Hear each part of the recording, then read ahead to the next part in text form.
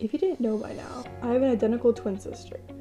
And one question I get often is, what is it like to be a twin? So I thought that I would make a video about it. I think the best way to describe it is having a built-in best friend that is with me basically all the time and also looks very similar to me. If I ever feel like not doing something by myself, there's no need to call a friend. I always have someone literally right next to me to ask. Whether it's going out to eat, going running, passing a ball around, watching a movie, going shopping, or taking photos. There's always someone to do these activities with. I have someone I can talk to about anything without any time, and someone to go through literally everything with me since we were in the womb. Don't get me wrong, these are all great aspects of being a twin, but there are some serious cons that come along with it. Did I mention that we're identical? Looking the same as someone isn't always the best, especially in a world where everyone is trying so hard to be different. The worst is when we meet someone new and they literally stare at us for too long to try and, quote, spot the differences. Just a tip, don't ever do that. And don't even get me started with all the questions we get asked. Yeah, some of them make sense. Like, how do I tell you two apart? But the stupid ones are the ones that really get me. Like, do you really think that we can read each other's minds? Really? And another tip, don't ever ask us questions that compare our athleticism, academics, or personality. It's really not cool.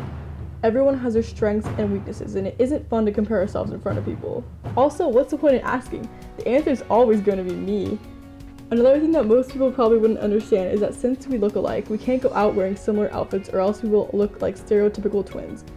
This can lead to fights on who gets to wear what, which can be super irritating. Going off the topic of clothing, one pro of looking exactly like someone is I can have my twin model clothing for me when I want to see what certain clothes look like on me from a different perspective. Oh yeah, and I also have someone super honest if clothes look bad on me. Something else I want to talk about is the concept of sharing, which is basically all I know. We share a room, a birthday, and even a face. I even remember in 7th grade when I was getting my first phone, my mom suggested that we share a phone. Obviously we refused, but still, it's absurd how people assume that we're okay with just sharing things all the time. We are two completely different people, which is something I think most people forget. Something that I wouldn't consider a pro or a con is that random people will start talking to us out of nowhere. There have been countless times when strangers strike up conversations with us, and although they can sometimes be interesting, most of them are pretty repetitive.